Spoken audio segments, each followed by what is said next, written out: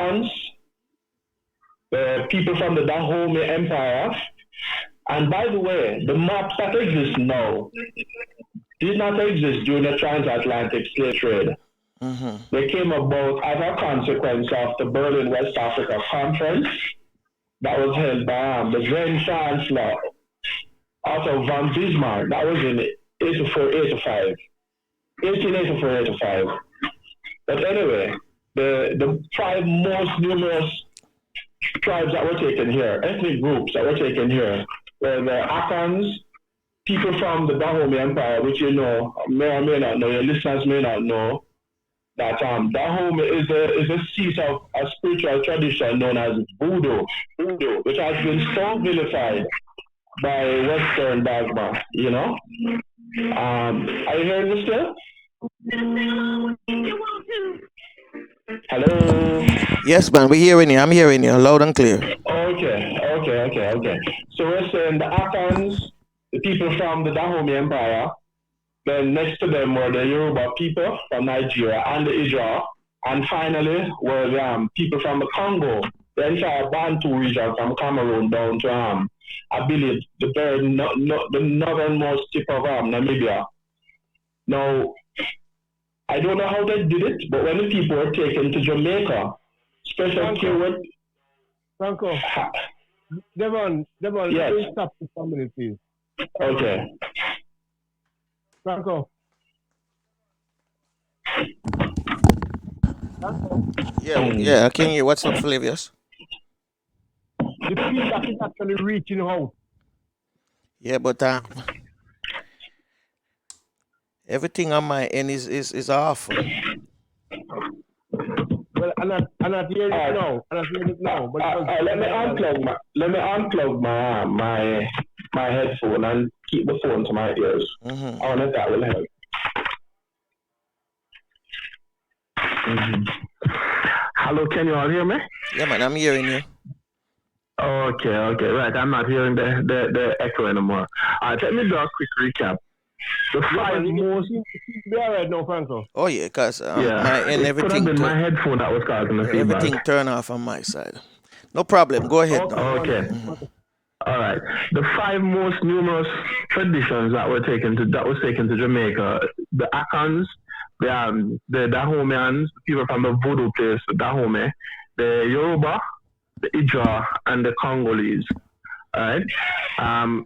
When the Africans were taken here and sold out to the plantations, the research literature advised that special care was taken to ensure that persons who knew each other or who were related were not, put too close together. This was their way of trying to guard against revolution, insurrection. People who spoke the same languages. They tried as best they could to separate them. All right. So having placed them on the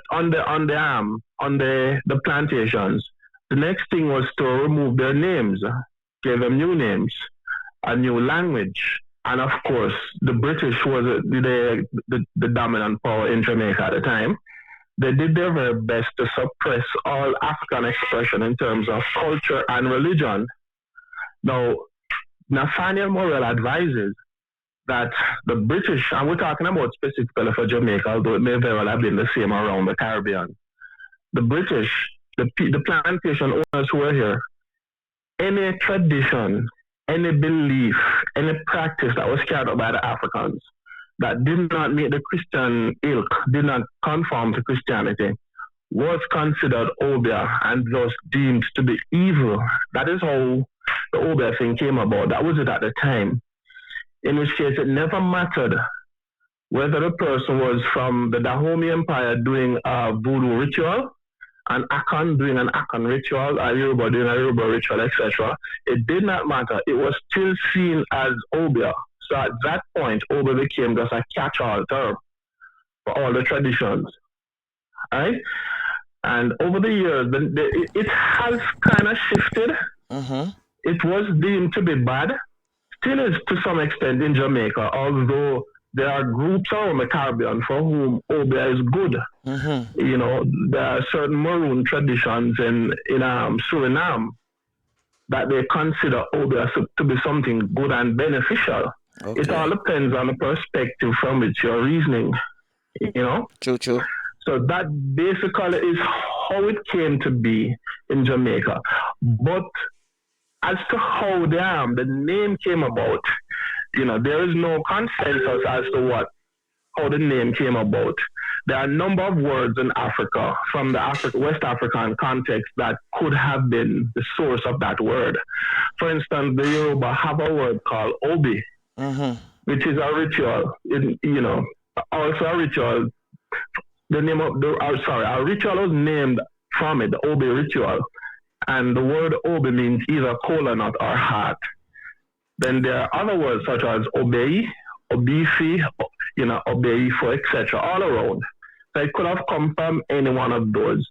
Okay. Now, in 1972, a journalist by the name of Lindsay Haynes wrote an article in the New York Times advising of, and I'm quoting from it, it says, Obia or Obe-Kayalism, which really points to an Egyptian origin, and it spoke of a demon or a spirit called Ob or Aub. And, he or she, I'm not sure if Lindsay Haynes is male or female, but that journalist seems to imply that could have been the source from which it came. But as I said, there is no consensus. However, Walter Rucker advises that the most, and he says that this is what is accepted by the W.B. Du Bois Institute of Language, that it came from another word in West Africa, Obia, which is a positive force in the Igbo tradition. It means doctor. It's a knowledgeable and valuable person within the community. But of course, the West has to try to negate that. Okay. They say OBIA is a witch doctor, and in the West, witch doctors are seen as charlatans, soothsayers, etc. Anything to make it negative. So that really is, the origin, so to speak. How it came here, what it is, and there are also a number of other aspects of Obia. In addition to rituals, there is also what we call the bush medicine, which is also part of it, But in a nutshell, that really is what Obia is.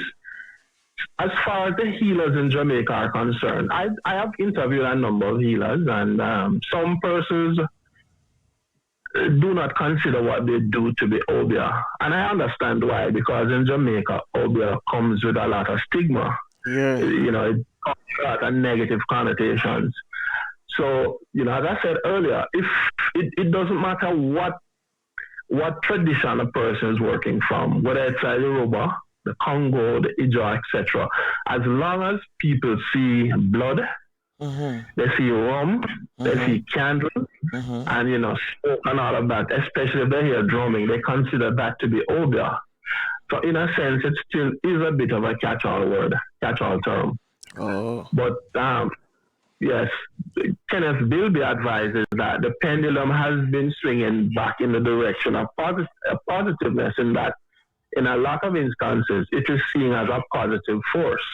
Nowadays, it is begin to be seen as positive in certain areas. Of course, that depends on where you're looking from, because there is still an Obia Act on the law books in Jamaica. People can still be arrested for Obia and convicted, not just arrested, but convicted for practicing Obia. But it goes back to the plantation days, The Obia that people practice nowadays are not really the ritual Obia. It's not really the spiritual ritual. It's like an evil thing that they are practicing now. That's why it's on the book. I would hesitate to use the word Obia, to use the word evil. No. Rituals. Yeah. The reason, go ahead. The reason why I say that, because when somebody, it's now Obia is a stigma, right? For many people. And when somebody somebody say me go Obia you, it's like that person that tell us that I'm gonna cast an evil spell on you. And it's not practicing in the African spiritual tradition. When somebody tells us that they're gonna obey, they mean they're gonna do something to you that is going to be bad. that is how the word is used, but the tradition can be used for either good or, as they say, evil. Yes, it is used now as something to say someone is going to harm you. Yeah. But the traditions that are considered to be obia are primarily for doing good. If someone has put, in the language of the spiritualists, if someone has put a spiritual blockage in front of you, and you go to a healer to have it removed, you, as well as the person who did it, are both accused of working obia. It doesn't matter who doing for good and who doing for bad. Both of you are thought of as working obia. Okay. But you're right. When someone say they're going to obia, as Flavius said in the background, it is considered to be evil. But what I'm trying to ensure that you understand is that the practice that is regarded as obia, those traditions, those rituals, they can be used for both benevolent and malevolent purposes. Okay. Obia is not intrinsically evil. It depends on what you're using it for. The question, Debon, now is, yes, since we are speaking about the whole African and then the retention or whatever, how is it used? How is it used? How is it primarily used? All right. In Africa. But the funny thing is, there's no tradition in Africa called obia, not as we know it. It's a word that existed in the New World. It did not exist, does not exist in Africa.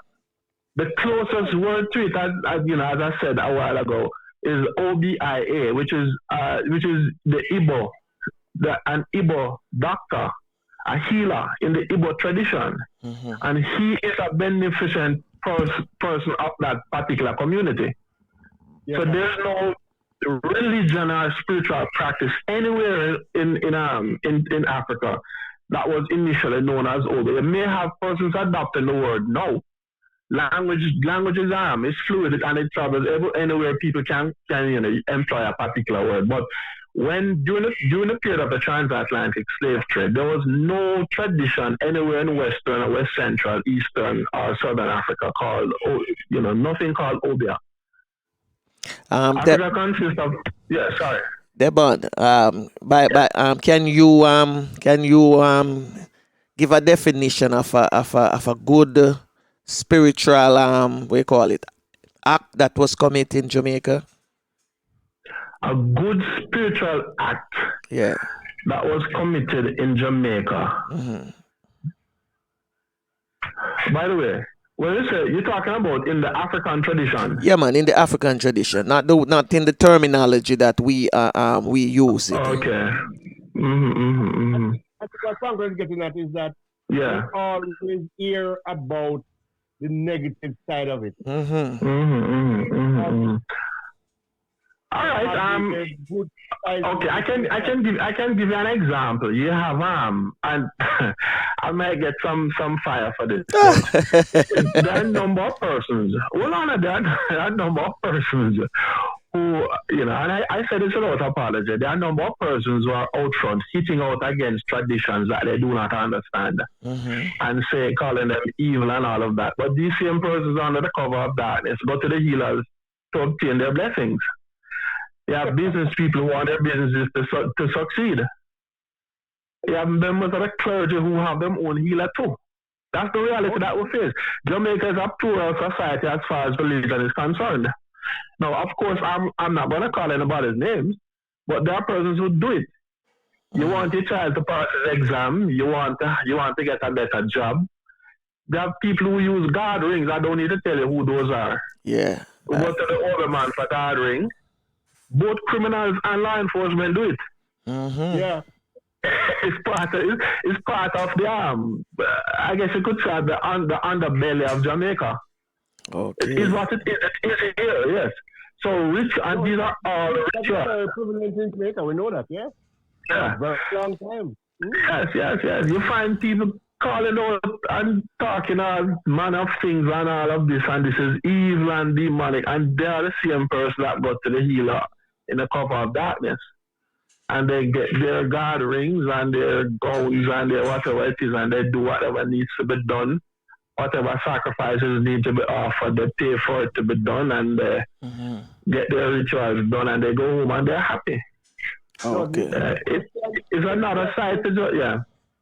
The question I know that this is asking now is, do those things work? The bottom line is, like every other religion, so to speak, belief is very strong. Belief is very important, there are persons who will say that the body can heal itself. And that is why medical doctors give up placebo, a sugar pill. It doesn't do anything, but because you get a medicine from the doctor and your mind believes so strongly that it will heal you, then it will heal you. Then your body will heal. Some persons, attribute to that. At the other end, that is on the scientific side. On the spiritual side, there are persons who will say that the energy generated during the rituals, the drumming, the chanting, the whatever is being offered, the energy emitted from that causes the benevolent spirits. These are spirits that are invited to attend, that they will do whatever needs to be done, whether it is good or bad, and that these are the entities that cause the things to happen. Now, as to whether or not it does in fact work, I cannot say it definitively that it does. I'm a researcher. I can't say that John Brown did this and John Brown did that, and because it did that, then it worked. I don't know that. I remember reading a thesis, same place at university. I don't remember the name. Well, if I remember, I wouldn't have called it. But this researcher was somewhere in St. Thomas, and he was at a drugstore. Now, in Jamaica, a drugstore is different from a pharmacy. Flavius, I'm not sure if the host will understand this. The drugstore sells a number of different kinds of oils and ointments and all of that. Some of them used for ritual purposes. The pharmacy is more the legitimate license. I know of a places, sir. Come on, I know that you would know. I know, but I'm speaking now for the benefit of the listeners who may not be familiar with the Jamaican setting. But this researcher was in the drugstore, and someone came there. A gentleman came and he asked for a particular oil of whatever it is, and the young lady behind the counter went to her chef and looked, and she told him, well, sorry sir, but we do not have any right now. And the man was very, very upset. He said, I came all the way from place X here because I know that this is the place that deals with the good stuff, that gives me the real thing. I need it. I can't go home back without it. The spirits are going to kill us, So, but the owner for the drugstore was in a side office, and he heard the argument, and he came out, and he recognized the man by sight, and he said, wait, like he would say, John, I'm here, Mr. Brown, I come to buy the oil of this, and you guys don't have it. And he said, hold on, let me see if I can find some. I may have some in a back storeroom. But next door to the place was a garage. And the owner man went around there and called over the garage fence and asked if they have any used transmission oil. And he was told yes. Yeah, no, don't have. It's not funny. And he was told yes. And so Mr. Brown, the proprietor for the drugstore, asked if he could get some, and they poured some in a bottle. And of course, I don't know if you ever smell transmission oil. It has a very, very strong smell. And it's normally black because it remains in the gearbox for a number of years. Yeah. It doesn't get changed whenever you service your vehicle. Anyway, he got the oil, pour some in a bottle, pour some more, pour some fragrance in it, and he shook it up, and everything was sort of mixed together. And he took it back out to the man at the front of the store, who was waiting quite impatiently. So he said, I found some, Mr. Brown. Said to him, John, I found some. Here it is, man. And the man took it, pull it, smell it, and he actually tasted it and said, yes, this is the real thing. And he took it and he was very happy. But that is on the surface. Mm-hmm. How do I, as a researcher, see that? Not as a researcher, but how does a spiritualist see that? It's not the makeup of this particular oil. It's the energy emitted by the oil. Mm-hmm. You get what I'm saying? Is the energy. So all is transmission oil with perfume or whatever in there. Is the energy that is used in the rituals. Yes, what we can see in rituals are the physical performative actions where you pour this and pour that. But what we can't see is what is taking place on the other side, the spiritual side of it, the energies and the entities responding to the energies, etc. That's just another perspective to the whole thing. So while I found it humorous when I was reading it, just like you guys, you know, in retrospect, when I sat back and looked at it and, you know, based on interaction with other spiritualists, this is how it was interpreted to me. You get what I'm saying? Yeah. Yeah. How do you look at in reality now that you have people general consensus is that some of these guys are persons are good, or you know they offer something positive. You mean first charlatans versus conmen? That's what they're asking. Yes, I mean good real people versus conmen. That's what they're asking. Yes, definitely. Okay. Well, you're Jamaican Flavius. I'm not sure if the host is. Maybe I'm not sure. I am. You are. So all right, fine. So you would be in touch with a lot of folklore where for a number of years, particularly in the 60s and 70s, there was a lot of talk about which parish have the best Obemen. And the parish of Clarendon, particularly a place called Veer. Oh yes, I heard about Veer years ago. Yeah, and there was this healer or Oreman, so to speak, who lived on what's the name of that place? Faithspen. Going up the hill on Faithspen. I think they called him Monkey Man. I'm not sure if you're familiar with him. No. You've heard of Monkey Man, all right. The bottom line is the healers in Clarendon were said to be at Clarendon and I think St. James were said to be at the top of their game. And again, I can't vouch for I can't vouch as to whether or not their rituals worked. Fact of the matter is that people believed in them. That is the important thing, you know. And it doesn't take too much of a stretch to say, well, people believe in Christianity too. It still believes. Whether or not it works is entirely up to the person. You know, I'm not trying to equate anything here. I'm just looking at the concept of belief. What is strong, you know, a very strong sensibility, so to speak, within humans. You know? So as to the real ones or the fake ones, my research won't ever be able to tell me that. What I can say is that a lot of them are well respected and some of them are thought to be charlatans. And again, as to whether or not the rituals really work, I can't say. But I told you what I read about the transmission oil, but then I also told you how it was interpreted for me by another spiritualist. A couple of years ago, right? There was a conversation. Yeah. There was a conversation that the government, I'm not sure, people were just saying it, that the government wanted to legalize the term Obeah in Jamaica. So that last year, it was a couple of years ago. Last year, no? Yeah, so that people can practice it, but not in the sense of the stigma of it was already been laid out. But then how do you stop people from using it for good versus evil, so to speak? How do you stop that? Well, I guess people have, it's like how you use a researcher.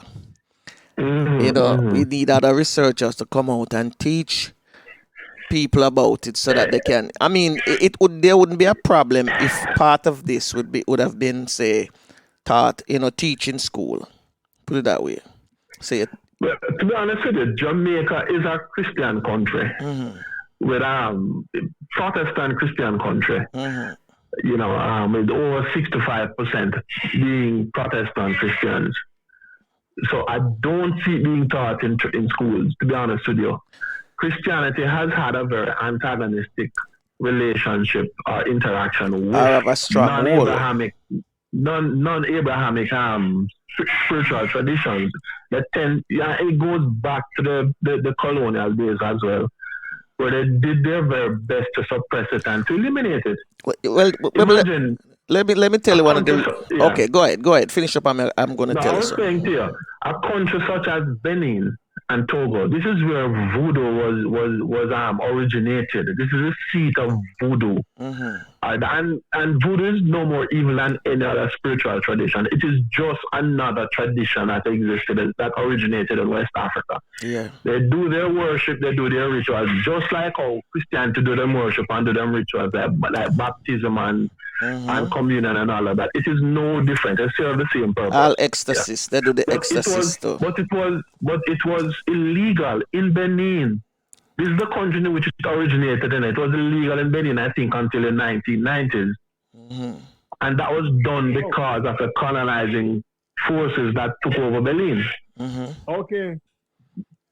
So with that said, I don't see it being taught in schools. Well, when I say teach it in school, I mean teach the good part of it, what the African spiritual tradition of it is, or that's what I'm talking about. Because the reason why I said that, Flavius can attest to this. Recently, we had a guest came on our show, and he was telling us that the people we call Eskimo, they are not Eskimos. That's a derogatory name for them. Right, Flavius? And this have been taught to us from primary school come right up.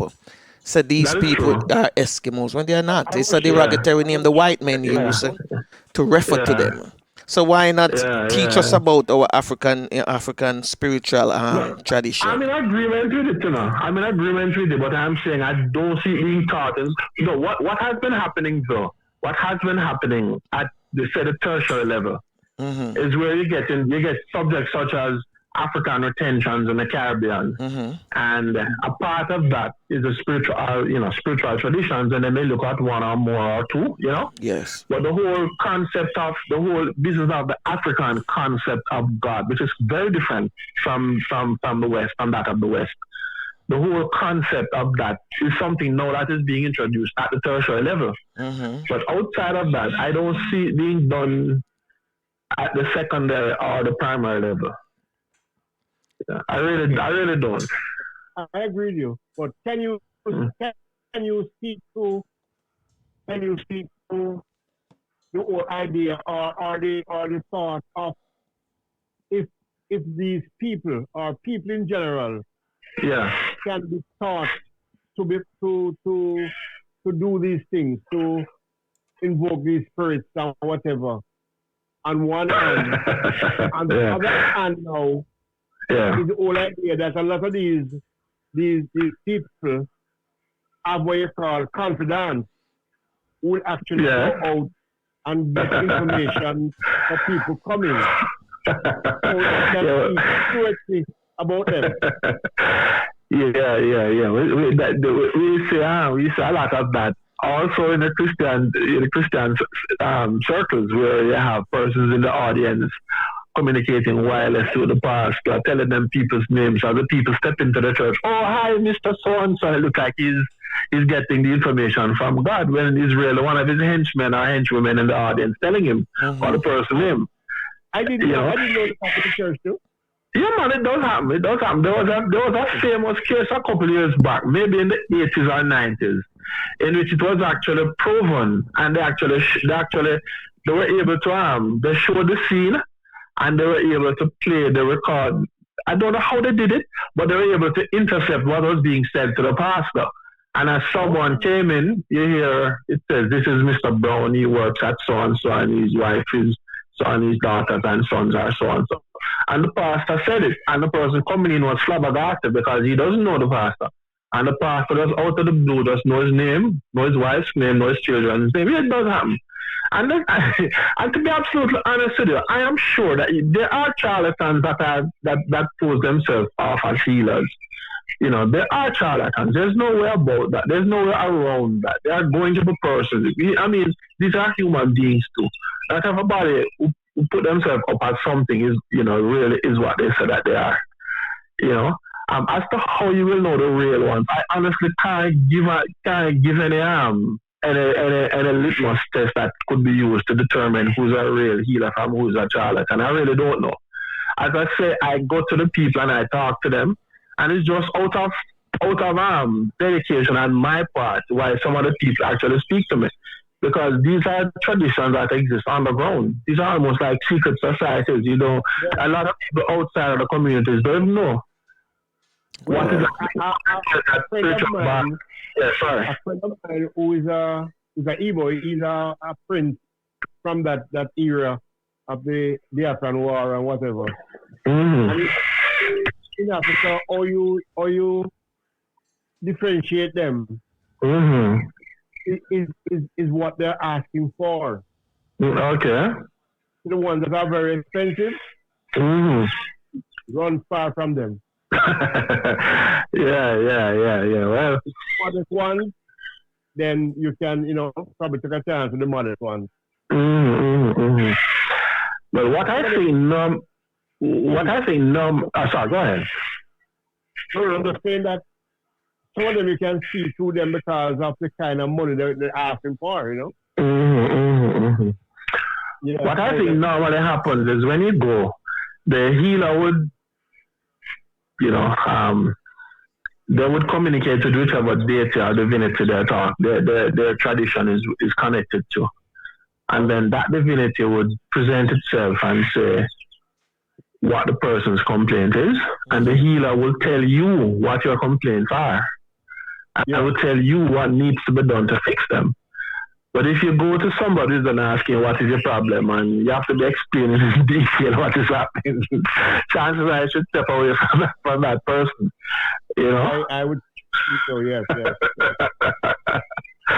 Yeah.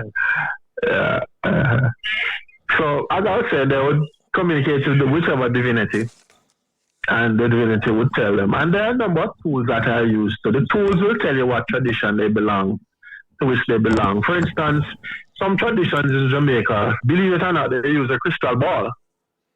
Some use tarot cards. Some use regular playing cards. Some use a glass of water. Yeah, man. Some use a glass of water. Some use a mirror. And there are other tools that I used as well.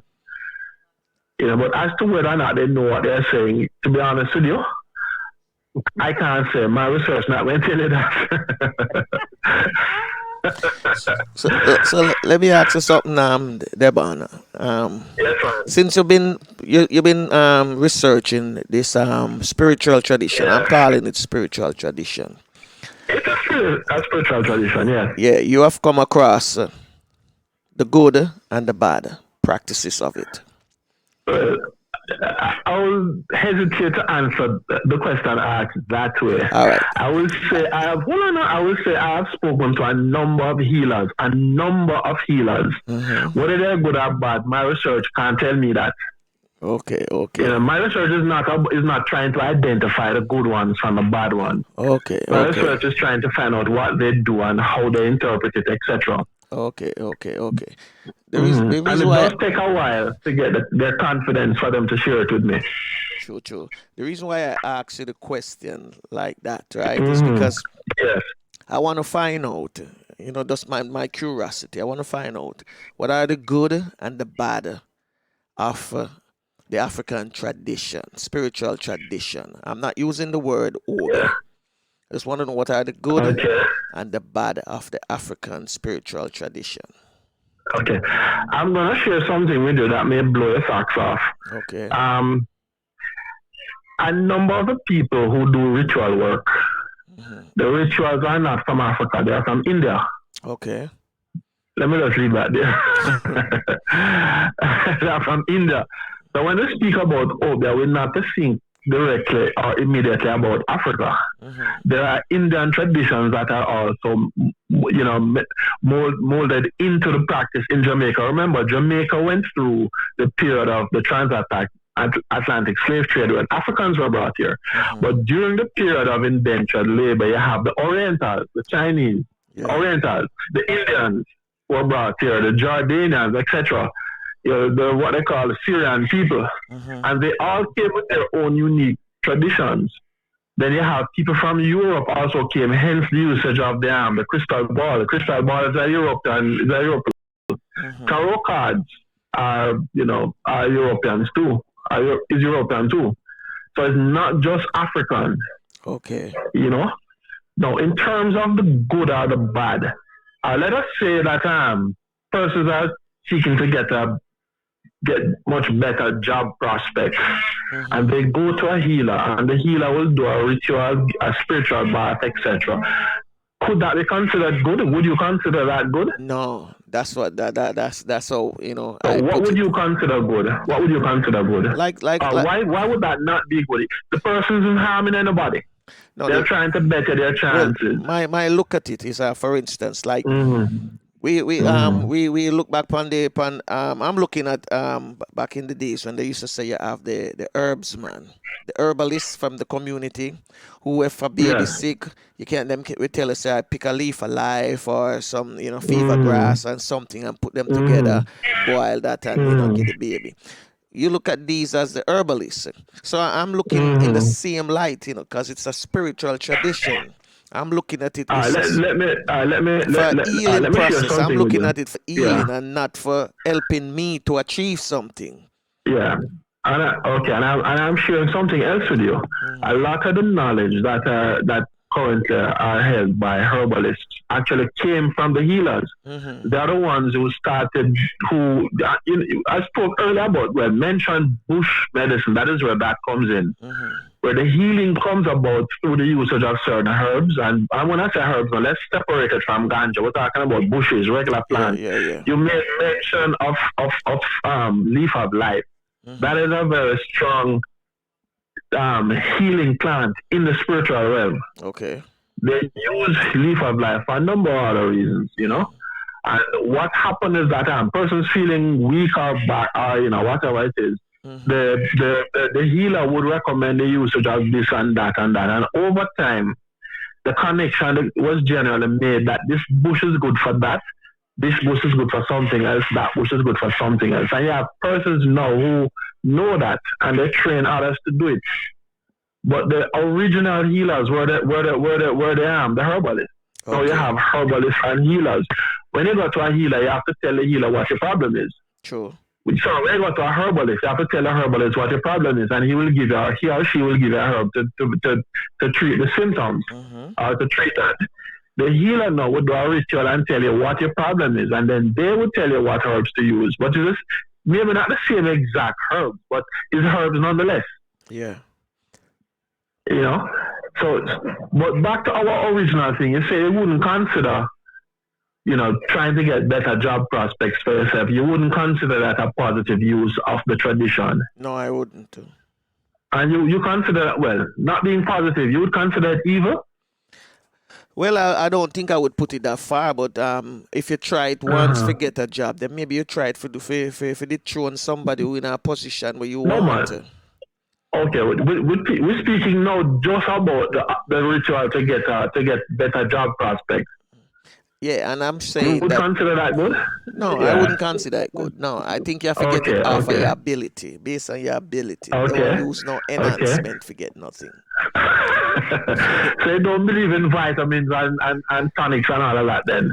Vitamin. That's enhancement too, you know? No. I don't believe in them. Because I don't take vitamins. You don't believe in vitamins? Okay. No, I take natural. Okay. That's why I go for the herbalist, the bush, you know, where I grew up on, you know, the bush. Yeah. You know, bush tea and all them things. Like sarsaparilla and all of them. Yeah. Them thing they a process thing them I give for putting. Yes. And I'm saying to you, the healer also prescribes or utilizes those herbs too, you know. If what you need is a tonic, you get the same thing too. They do make bush tonic. Yeah, but it's not processed like the vitamin pill, them where, you know. No, man, the vitamin pill is something about through machine, a whole heap of machine production. Yeah. And it have to test on people to know if it's good or it's bad before it can release to the public. So, but the thing is, I'm saying that it all depends on the prison for which you're looking. There are persons who would consider getting better job prospects for themselves and their family. They would think of that as being good. And they may not be the person to try and harm someone else. But those people, they consider it to be good. There are others now who want, as them say, as you know, back in the old days, my mother used to say, people say them would turn down your picnic. Me not no matter how hard the child study, no matter how much effort, child just can't succeed, not working. And, I mean, that is immediately seen as being just wicked. You know, I remember in the 60s. I hear a lot about that, you know. Yeah, man. And, you know, and it was necessarily speaking about poisoning and killing, you know. Not for eat from people means that them can't give something for turn it down. Turn it down, you know, you can't succeed no matter what you do. Then you have to, when you're talking about Obeach, the whole business of Mr. DeLawrence has to come into it. You know, he was big in Jamaica. At least talk of him was very big in Jamaica, particularly in the 60s. You know, with the coffee running around asking for Mr. Brown. The trivial cough, man. Yeah. you know the thing anyway. You know, there were persons who were reputed to have DeLawrence books, but the thing is, DeLawrence, he was just a businessman, Oh? He was just a businessman that take a lot of things and sell it. He got a lot of his supplies from the Orient. Yeah, he really wasn't so much into African stuff. His things came from like Egypt and India and all of that. That's why I say a lot of the rituals that are done by people who are called Obeach people are really Hindu. Not Hindu. Let me be respectful. Not Hindu. Let me take that back immediately. Not Hindu, but people who are the rituals are from India. Okay. It's not necessarily African. I don't mean to offend anybody. Let me apologize to the Hindu people who may be listening. That was a slip of the tongue. That's not what I meant to say. No, you have to be careful, you know? Yeah, I know, I understand. This topic is one that is highly contentious. So you're trying not to offend anybody. I mean, no disrespect to my Hindu friends. Apart from Debon, this is so showing that in everything that we do, there's a lot of misinformation. Yeah, man, a lot of stuff. When you say Indian rituals or whatever, what we do. No, not straight African. They do have African elements in it, but a lot of the things are actually from India. Okay. The funny thing is, though, in Jamaica, the healers from the Indian subcontinent, they are able to advertise themselves. You hear about Hindu scholar Ram and Sridhar and all of them fancy names, astrologer, and you see them on TV. Yeah, please explain why the people. I don't know. I can't say why. Yet the local healers could never ever advertise themselves like that. Yeah, is it packaging or what? No, the thing is, the stigma attached to local healers is that they're Obeach people. Right. So they can't. But the Hindu healers are not seen as Obeach workers. Even though a lot of the rituals that are done by the local healers are from India, that's the paradox. No, that is a revolution. I didn't know that. I mean, yeah. It's so strange and totally bad. Yeah, things are not the way you may think. When you actually look at it and see, when they explain to you how some of the rituals work and what is done, which I can't really say anyway. And, some of them will tell you that this ritual is connected to this particular tribe from India. And you're having some of the local, the spiritual traditions in Jamaica. India is mentioned specifically by name. And we'll get into which ones those are. But, it came out of what we call the process of creolization, where a lot of things were mixed. And sometimes what comes out at the end doesn't really look directly or immediately like the ingredients that went into it. Everything is molded to find it together. But it still maintains some element of the original, whichever the traditions were the stronger in that particular mix. Some of them have strong African content, some have strong other nationality contents, etc. Some are strongest in Oriental traditions. Like even something like this is not spiritual still, but there's a gambling thing called pick up pow. You know that Flavius? Yeah, man, we know pick up pow. We used to buy it when we were youth, Yeah, man. All right. The characters that are on the thing, where do those come from? The Chinese. Yeah, it's Chinese, yeah. That's what I'm saying. You have a lot of things and this other one named Japan. Yeah, Japan too, yeah. And Supreme Ventures now actually marketing. They sold it. Well, you have to be careful. I can't answer that. They'll steal it, yeah. Not sold it. The word is they have made it they've commercialized it. Yeah, institutionalized it, yes. Yeah, and make it into big business. Yeah. A lot of these were things that were done by Mr. Chin. Japan and pick up pow and Mr. Chin. Mm-hmm. Yeah, they told them go together. These are Chinese traditions. These are from the Orient. Maybe not Chinese, but from the Orient. I don't know if it's Chinese or Japanese, but these are from the Orient. Yeah. And can you even think about the whole idea of Japan and the trust? You mean the trust? Can run a Japan thing, because there's nothing written down. Yeah. You have to know what number mean what and whatever. The dream and them call it say a rate. And you go to the man and you say, give me $10 of this. Yeah. And when you come back and you win, him pay you. No argument. Yeah. But there was that system, if you can call it that, some people tell her that he's under, like I'm saying, under 10 now, whatever that means. And the person, you have people that follow it almost like a religion, Well, back in the day, I don't know about now. But back in the day, I had people that follow it almost like a religion. Yeah, what they do, they keep what they call a 10. It's under 10 now. Of each draw. And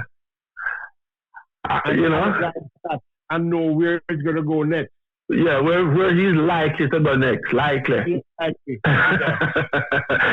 people put them entire household economic fortune on it. This week rent money gone on it, and him losing him have a problem. Can't pay the rent. Right. But most times him win and him have money all week. Yeah. Yeah, and it's now on a base and a dream. Yeah. Him dreams himself lady in a white dress with a pig walking behind her, and that's supposed to be a rake. What I call a rake. I don't know if you're familiar with that term. Yes, man. I mean, him can leave the house as him step out. Something happened, a dark. And there's a rake. Something. Yeah, and that's wrong about the number. Yeah. I never learned the game. I never learned.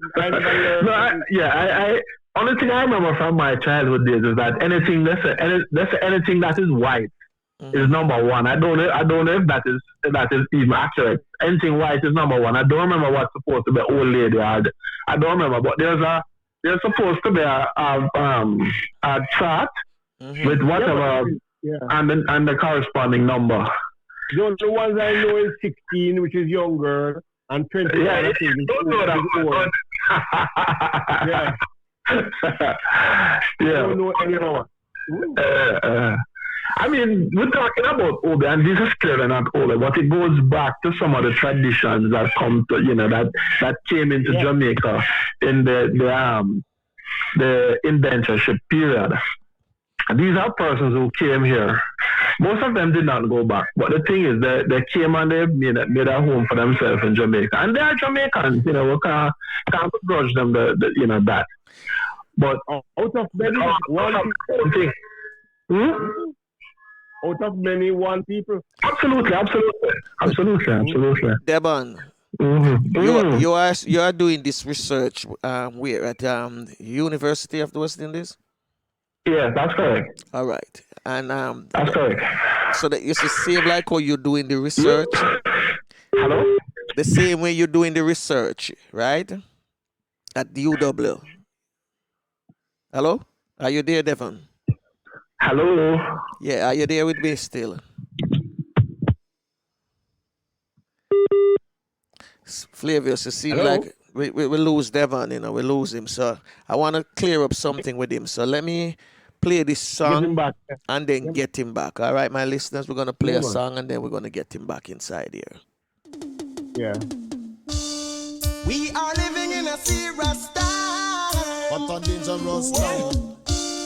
Don't let the devil blow your mind. Do you realize black people? So serious, cantankerous and dangerous.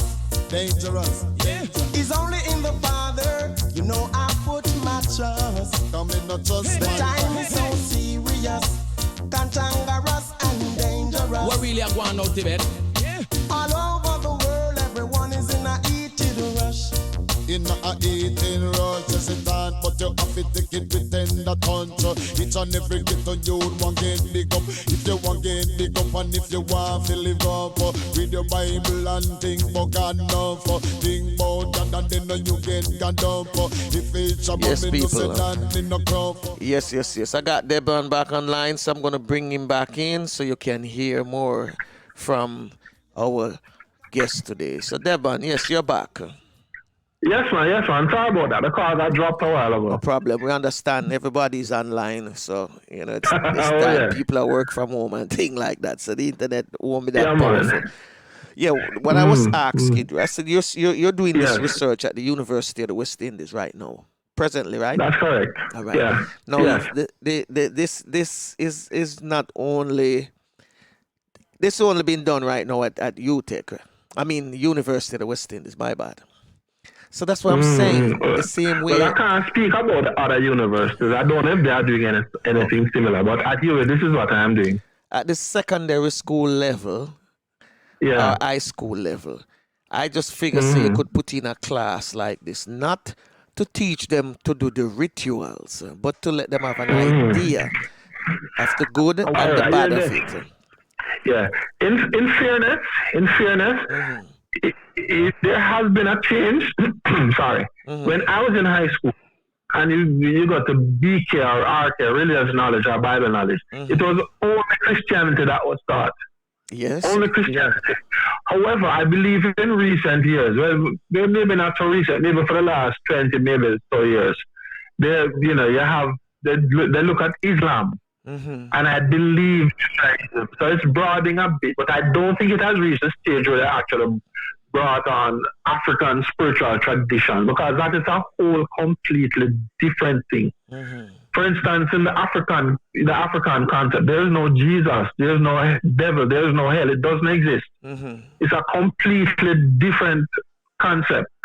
And being a Christian country, I don't see them willing to bring on subjects that tell you that Jesus doesn't exist. I don't see that. Honestly don't see it. Although, as I said, the traditional African spiritual practices, there is no Jesus. There is no place with milk and honey in our streets lined with gold. It's all nonsense. That's a Western construct. Well, it makes... And there is no death and no hell. Not an African concept. Information right now is available at people's fingertips, right? They can go online and they can pick up the same thing that you just mentioned about there's no Jesus and there's no that. So Christians still don't still going to hear people mention that it's a false religion. Yeah, it's a false religion. Yeah. Yeah, but I don't see them teaching it in school. The information is there on the internet. I know, you're right. But I don't see them teaching it to our children. Okay. Because it's the stigma.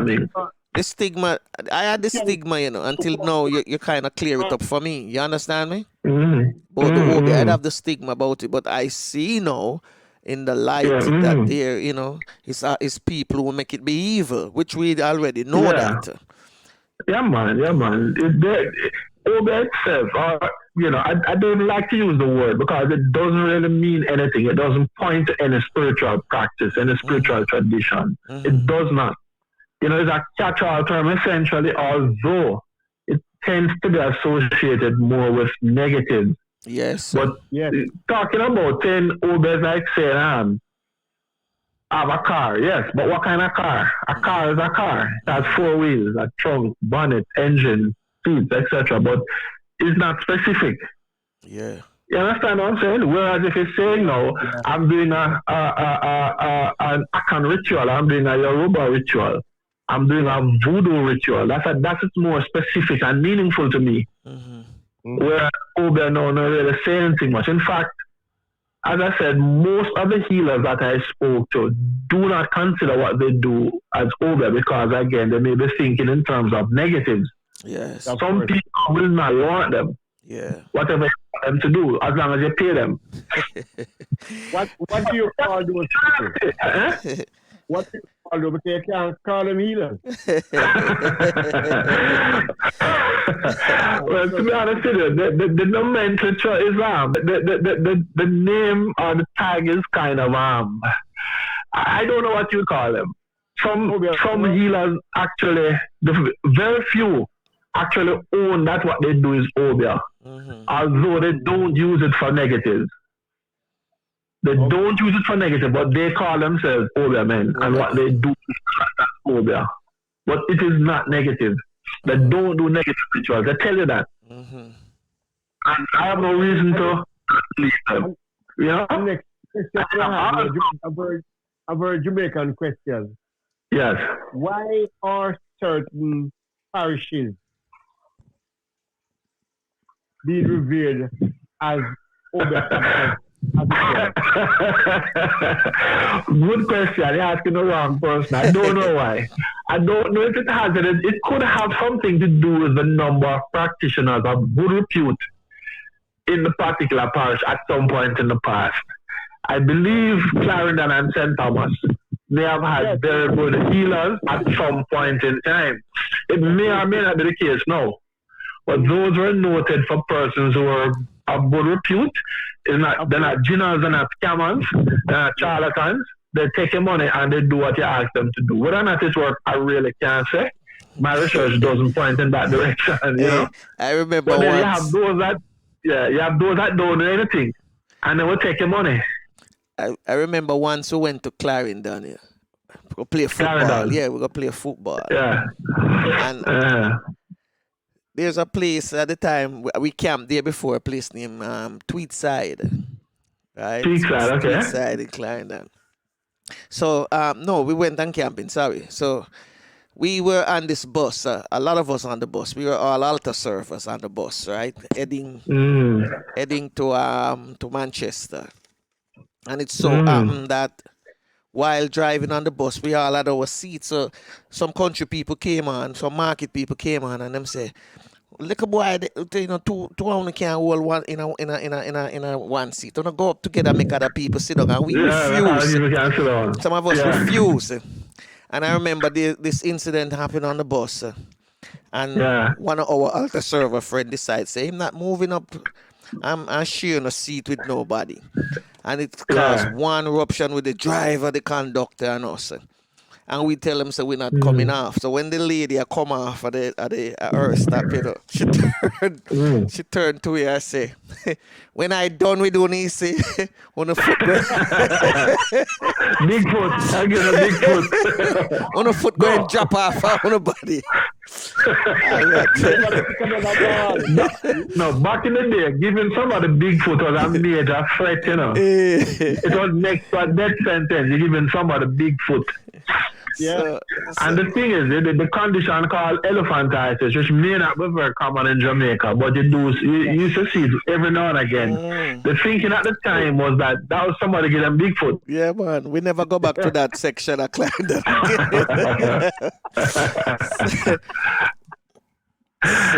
Yeah, man. Very, very interesting discussion. Yeah, I love it. I love it because I learned some stuff this morning that, as I said, I had the stigma when Flavius mentioned it to me, and I said, "Whoa, how am I going to present this to the viewers and the listeners?" And I said, "You know what? I'm not going to even put in the word Obia. I'm just going to make them listen." Okay. No problem. A bad thing with Obia in Jamaica, though. A bad connotation. I mean, if you mention the word. Yeah, it goes back to the plantation days, man. That is how it started. It was drilled in our ancestors' head that it was evil. Yes. Yeah, in fact, the term was used interchangeably with voodoo. Yeah, voodoo. You know, voodoo was not special mention. I don't know why, because I never. Can you speak a little on that? You know, And voodoo. Voodoo, as I said, is a spiritual tradition that originated in the place called the Dahomey Empire, the Dahomey Kingdom, which is the general area now occupied by Benin and Togo and maybe the western fringes of Nigeria. Yeah, it is a specific spiritual tradition with a supreme deity, and earth-based spirits, and it also reveres the spirits of one's ancestors, just like all other spiritual traditions that I have looked at in Western and West Central Africa. It is no different. Same way the deities are known, but the divinities are known by different names, and they are appeased in different ways. But the concept is generally the same. You have the supreme deity that's above everything else, and next you have the middle of the earth-based spirits, and below that you have the ancestral spirits. That is just the way it is. In all African spiritual tradition, voodoo is no different. But for whatever reason, voodoo was separated, was singled out by the plantation owners, Yeah, but in Caribbean though, voodoo. The voodoo is in the Caribbean. Yeah. The voodoo is a practice in the Caribbean. Actually, it also came from Benin. During the transatlantic slave trade, the people were brought there, but the voodoo in Haiti is a little different from the one in Benin. The voodoo in Haiti also has Congolese elements fused into it, because the Congolese people were also brought to Haiti. And during their process of creolization, the two got mixed.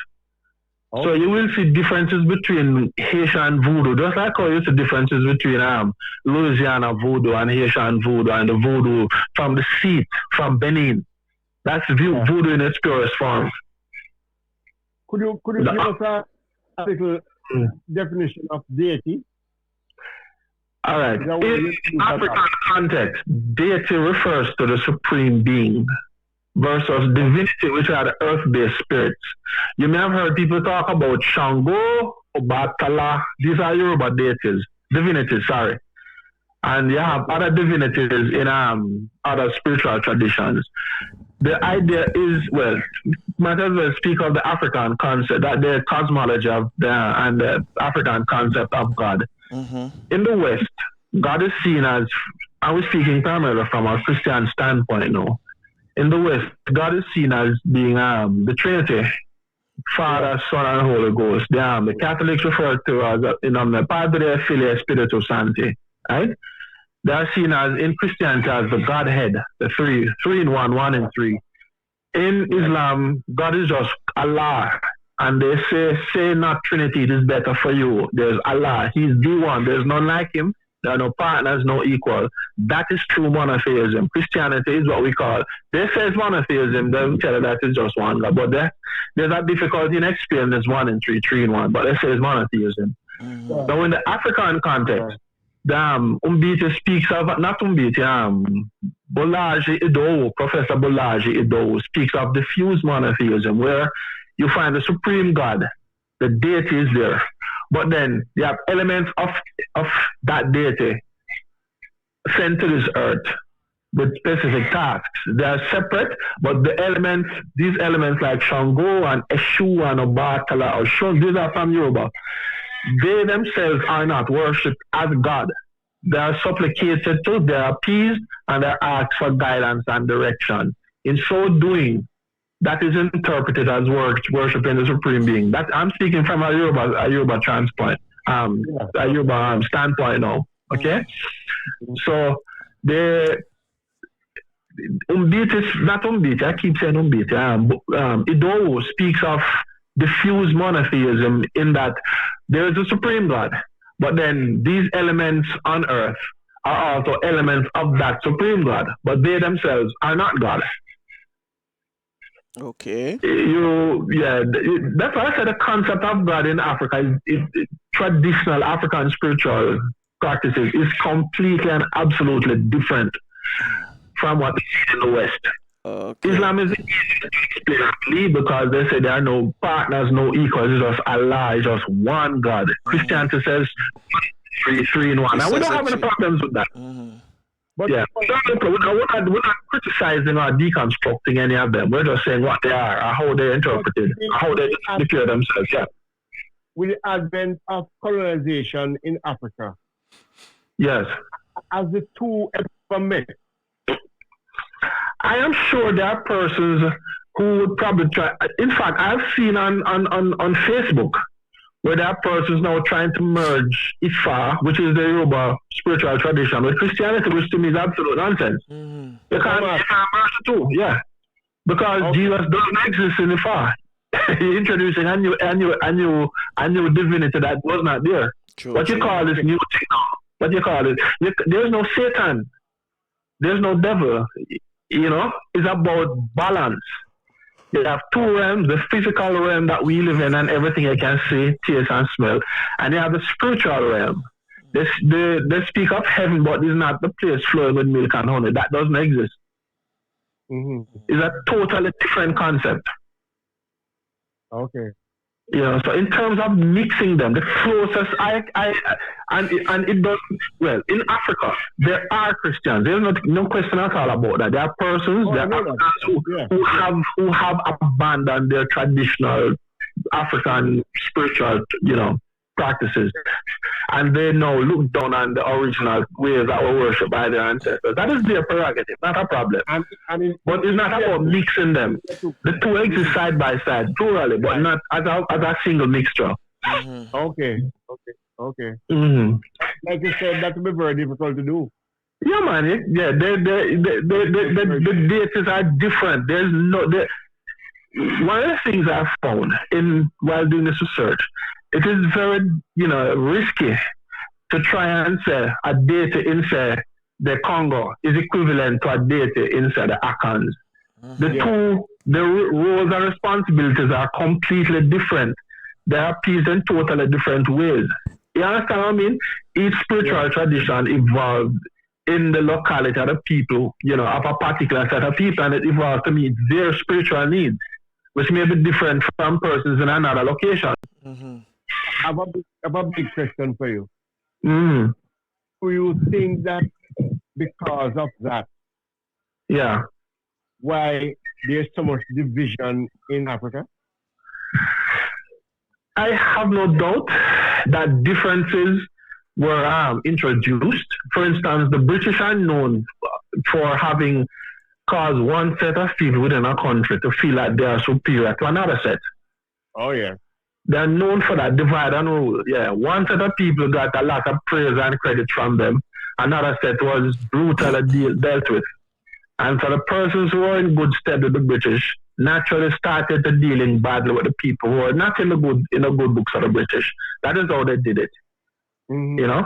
There's a tradition called the Ijah. I was really asking from a spiritual point of view. Because ask the question again. Yeah. No, because of the different deities from the different sections or whatever. Yeah. I'm asking if it that contribute. Oh, you mean along spiritual lines? It's like the okay. Yeah. For instance, in Nigeria, the Yoruba and the Igbo, they do have problems interacting with each other, but that is not based on religion. It's based on land. Land and education. Right, and the opportunities that each was given from the British. You go back to the British again. Yeah. You have different traditions in Ghana. Ghana is one country, but you have a number of traditions and there are variations between how they worship. Yeah. And the problem is not so much based on religious differences, just like how you would say, Christians versus Islam. The two tend not to get together and not to be together in the West. They don't say eye to eye. They're different. It's not like that. The differences does exist in Africa, but it's more along tribal lines, not so much religious differences. Okay. One tribe figure that they are superior to the next. Why? The British made them feel that way. Yeah. But Jamaica, because Jamaica is a Christian country. It is a Christian country, yeah. You have the tribalism within Christianity. Yes. Christianity does that to itself too, even amongst Christians. For instance, are Jehovah's Witnesses Christians? Very good question. They don't recognize Jesus Christ. Okay. Yeah, I know. Yeah. So Christianity does that. And I'm not knocking Christianity, I'm just saying what I've seen. Yeah. Yeah,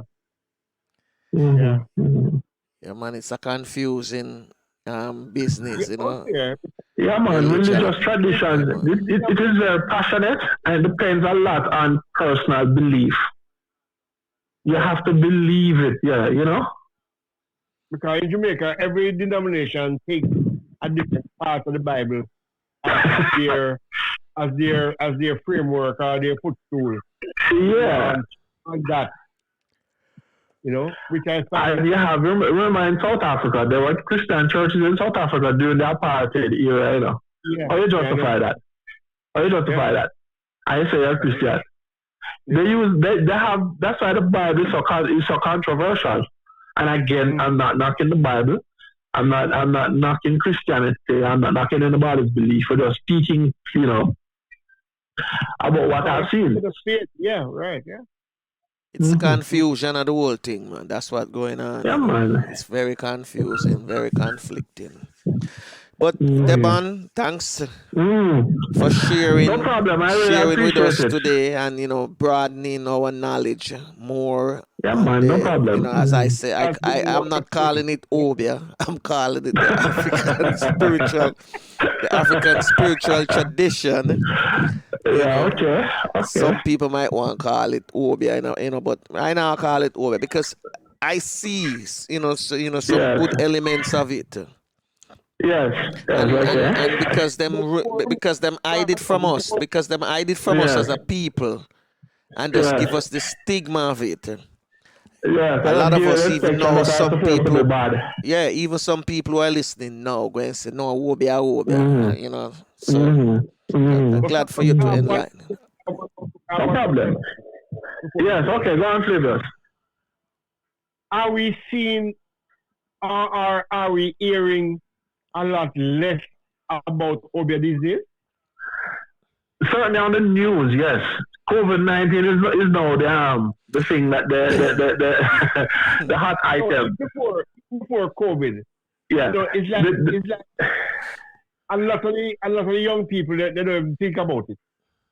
Yeah, the millennials tend not to be so much into spiritual traditions, not just African. They tend not to be spiritual. They tend more to be digital in terms of the Windows 10 and Android and iPhone, social media. They're more into that kind of thing.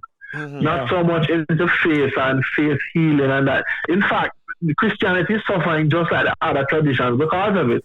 So is Islam. Yeah. Everybody wants to be on Facebook and WhatsApp and and what call Snapchat and all of them. Yeah. That is now the thing of the new generation, the present generation. If I may ask, the religious thing is taking a beat in there. Why was it a topic last year in Jamaica? What was the cause of it to become such a hot topic? Because I heard it was in Parliament. Some parliamentarian mentioned it, and it just took off like wildfire. Yeah. Okay. What happened? What I remember, and there may be other things, but this is what I remember. There was a lot of criminal activity in western part of the country. Western part of Jamaica, and law enforcement found what they saw was an Obia altar in the woods. Okay. At which blood sacrifice may have been offered. And the news item came that they found altars to Satan in Western Jamaica. My question was, how you know it's Satan? Okay. An altar is an altar. You don't know which divinity or which entity it is being made to unless you're there and part of it. True. Of course. So that was how that came into being. And then, I did my thing. I wrote my piece on Obia altars and blood sacrifices and all of that. And, some persons never like it. But I did mention that there are persons in law enforcement to have them gathering. I grew up hearing that about gathering. Yeah. But the criminals were now using it. So that was the reason why it was mentioned in Parliament?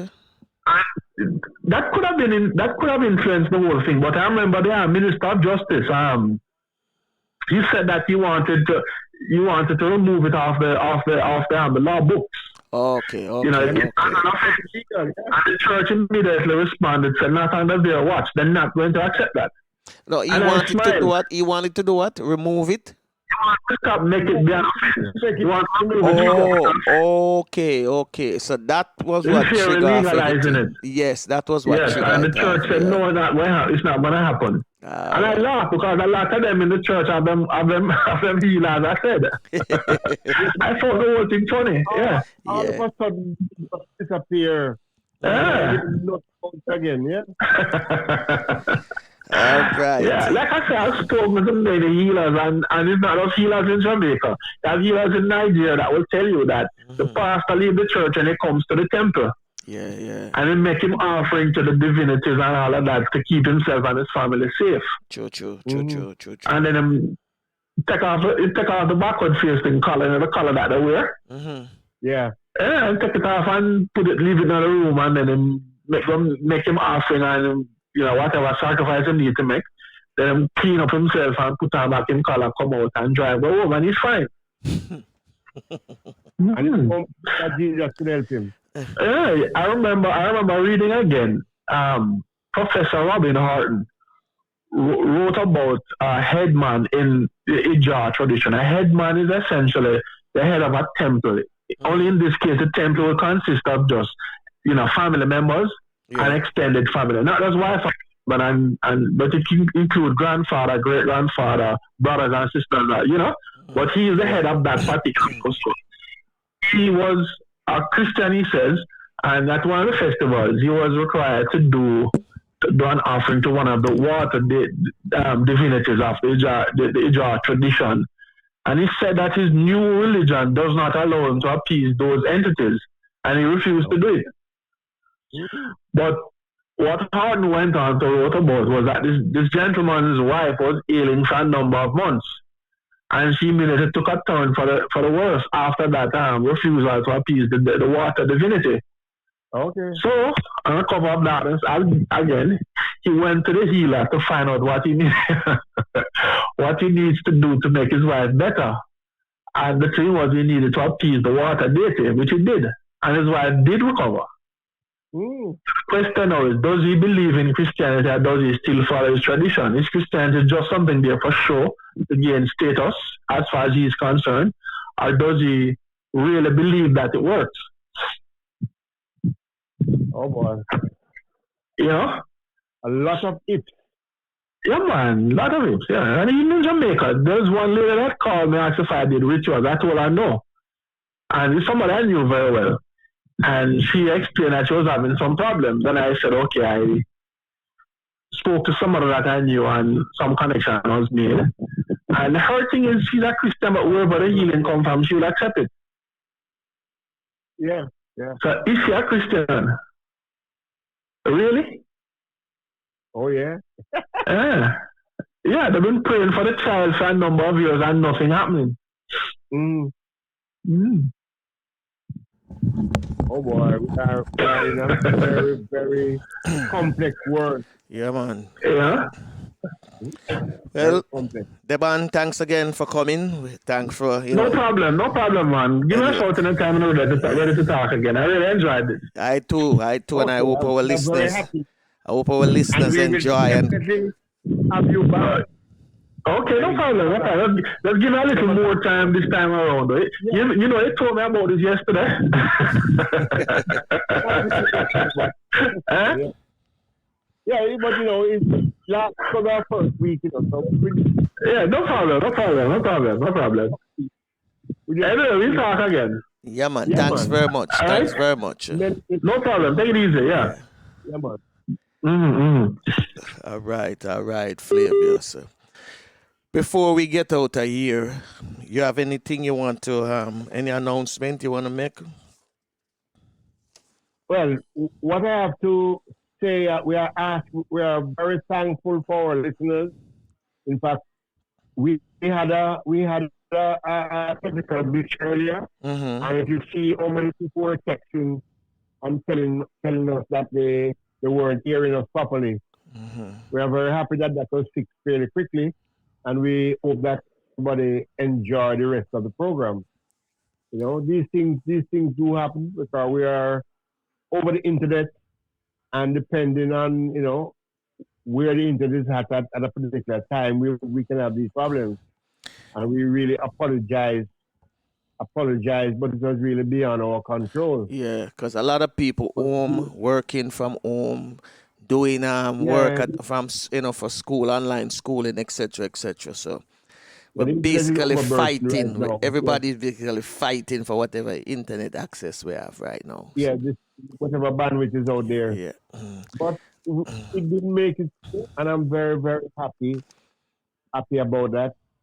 And we are gonna ask you again to subscribe. Of course, we want to listen every day, but we want to also subscribe to the YouTube channel. That helps us. That helps us go forward. Yeah. And I can't say much now, but we have a lot of very, very exciting things coming up. In fact, as early as this week, in fact, on Thursday, we're going to have a feature. It will be a regular feature where we have a section on the English Premier League. Yes. Direct Definitely. from London. Yeah, cause Dan sent me some stuff this morning, and one of the big news in his release was Liverpool is in the race with Real Madrid to acquire Kylian Mbappe. Mbappe, who's presently played for PSG, and also the Wonder Boy from the last World Cup, the French national team.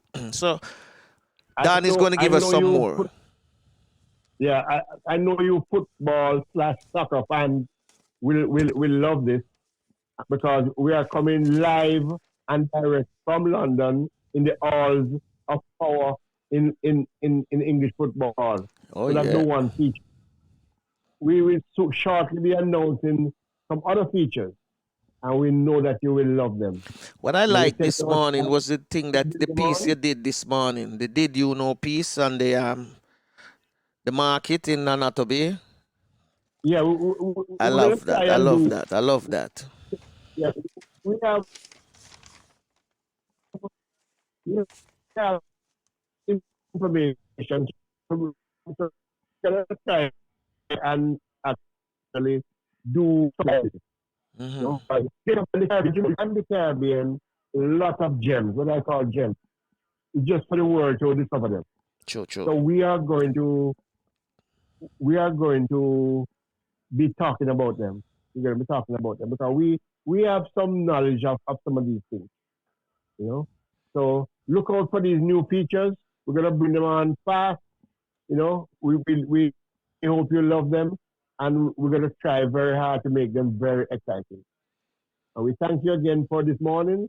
I think we had a good guest this morning, you know, who really kept us, you know, kept us on our toes. Yeah, kept us the whole way. Definitely. And give us information that probably never knew. And we have the misconception, because the thing about the Caribbean and the world in general now is that a lot of misconceptions are there, a lot of misinformation. And these misinformation have been coming back from far, a long time. Long time. We have been taught all these wrong things. And now, because people are like the one who's doing proper research and all that, some of these things can be, you know, we can get light on some of these things and know exactly what is happening. Definitely. Now, we want you in each episode. You can text us while we are live with questions, and we will try and answer them during the program. Oh, by the way, Flavius, let me say this. The texting also, but if you're listening to us on YouTube, there's a chat box there available. You can ask a question there as well. I have people monitoring it, so as soon as a question drop into the box, Once it's there, Yes, they will right. pass it on to me, and I, will read it out, Yeah. or Please, Flavius can answer please, it or myself. yeah, man. Please use that because you see what one of the things we definitely want on this show is interaction. Oh We yes. love interact, Oh love yes. interact. That is the hallmark of the thing. And if you can get your question answered immediately, that's even better. Because the thing about your question, you're saying, "Oh, I need to know this. This is my question," but you don't know the hundreds of other people who have the same question, but they're not asking. But when you ask, everybody gets the answer. Well, somebody asked me So a question, text me a question, and said, "Can you play Garnet Silk, Lord, watch over our shoulders tonight?" I So think that is a I fitting song for found the this song. So before we point in leave, time. I'm gonna make sure play it before I leave. That is a wonderful song, and we need. We need divine intervention Oh yes. to keep us going and to protect us in these times. Whether you are from other section or Jesus section or Hmm. anywhere, we need some divine intervention right now. One of the things I want to emphasize to all of you out there, to take care of yourself and make sure so you play it safe. Wear a mask when you go on the road, because every day you hear different things. Some people in the US are protesting because they want to go back to work, or they want to go, they want places to open up. Whether it's good or bad, no one knows yet. But this morning, or maybe Saturday, it was released, but I got it on the news this morning, so I'm just going to pass it on to you guys. And it's a COVID-19, 6 new symptoms that they said you should be aware of. Chills, repeated shaking with chills. That's number 2. Number 3, muscle pain. Number 4, headache. Number 5, sore throat. And number 6, loss of taste or smell. So if you start developing any one of these 6, then it's best for you to go get yourself tested. Because a lot of us are And we carriers, and we don't even know we are carriers until we go look for granny or grandpa or uncle, and guess what? Boom, you see them get it. and for me personally, the recommendation that I hold dearest to me is stay far from people. Social distances is what we must all practice as best we can. Because they say if you don't get it, you are not too badly off. And the only way that they have said that we won't get it so far is not to come in contact with it. And So social distancing is the key one of the in big my mind. concern now is people are asking, why is it our government are not testing us? We need mandatory testing. And in that way, you can have an idea of who have the symptoms and who have the virus. So we can start getting ourselves treated properly. If we're not treated properly, then guess what? We're going to spread it, and it's going to spread more like wildfire. Because guess what? They're taking them time, and they're opening up back cities in the US. They're opening up back states in the US. And this thing will not go away just like that, because there's no vaccine yet for it. So whatever they're doing or saying, you have to be protected as well. You have to take care of yourself and keep yourself safe. And I think one very important thing about the testing and why some people are not testing or some people call for more testing, but a lot of people are afraid of testing because what people say when you have it. Mm-hmm. We are all in this thing together. So don't go bashing people because they have it, and you have to treat them good. I mean, we went through this already with AIDS. Mm-hmm. Let's not start it over again. I mean, we are all people. Yeah, people with AIDS now are living very long, and they're not affecting the rest of us.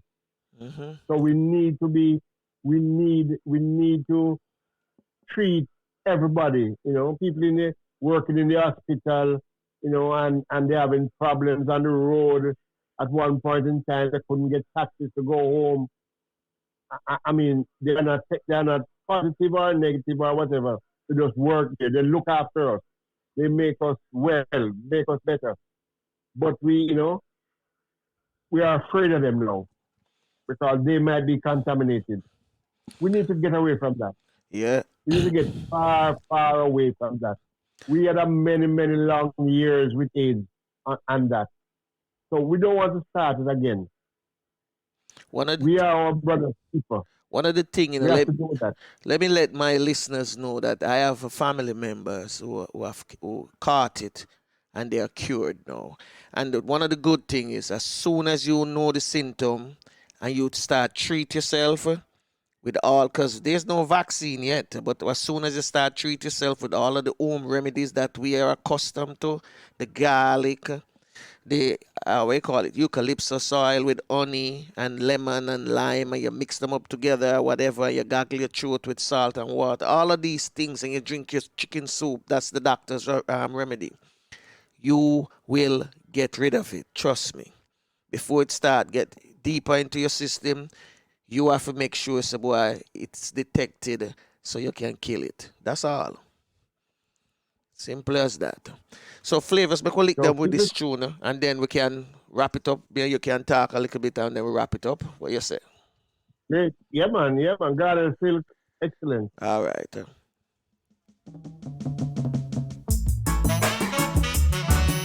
Here I come again, Jaja. Before your presence we singing.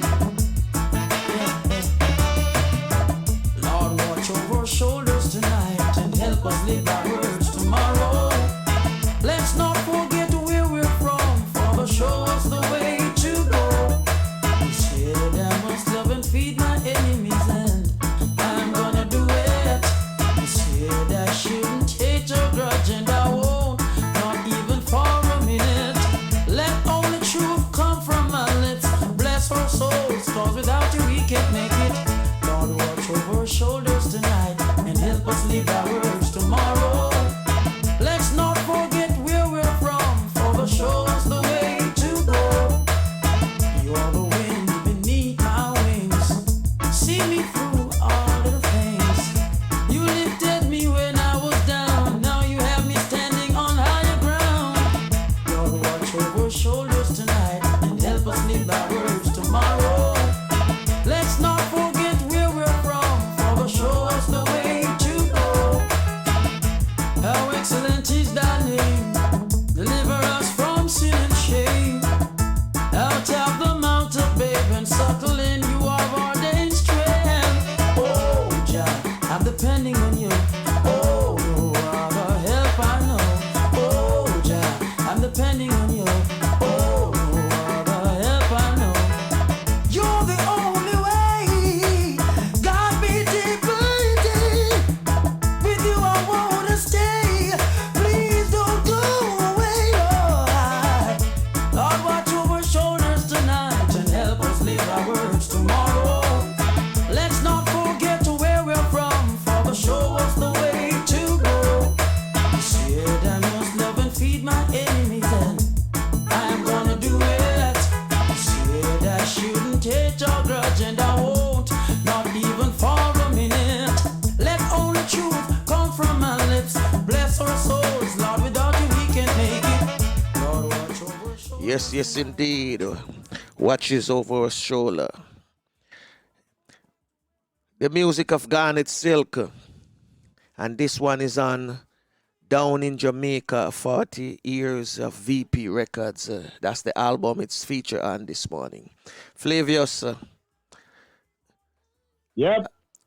Yeah. All right, we're about to wrap up now because, I mean, our listeners, our viewers, it's broadcasting live, let me tell you right now, on Reggae Nostalgia Internet Radio, also on TuneIn. It's been coming live and direct. So for those listeners who usually follow us on our website and on TuneIn this morning, and you're hearing conversation Well, it's the Real Stuff podcast chat session.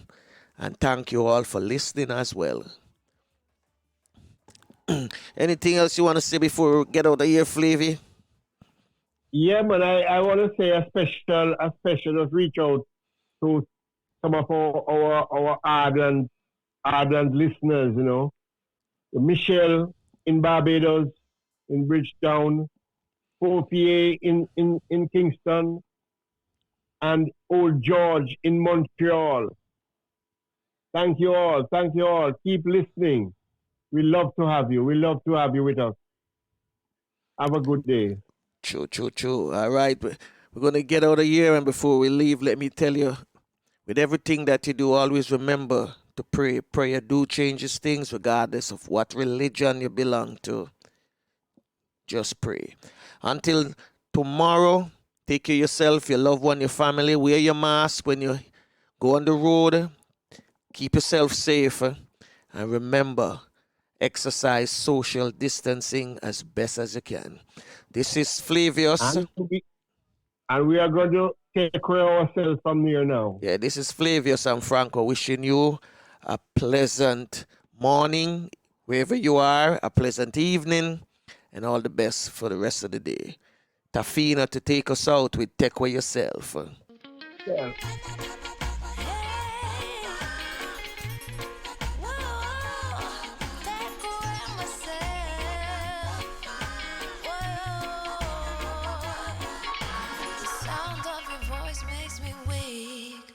All you gotta do is just speak.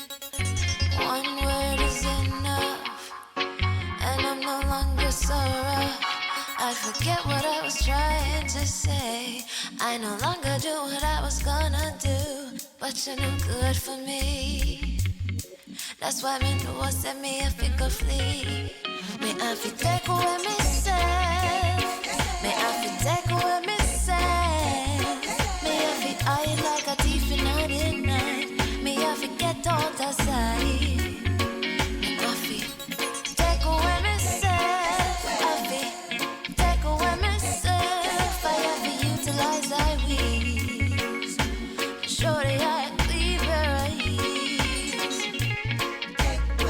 I said, yeah, I find you very hard to resist. But this relationship I'm gonna desist.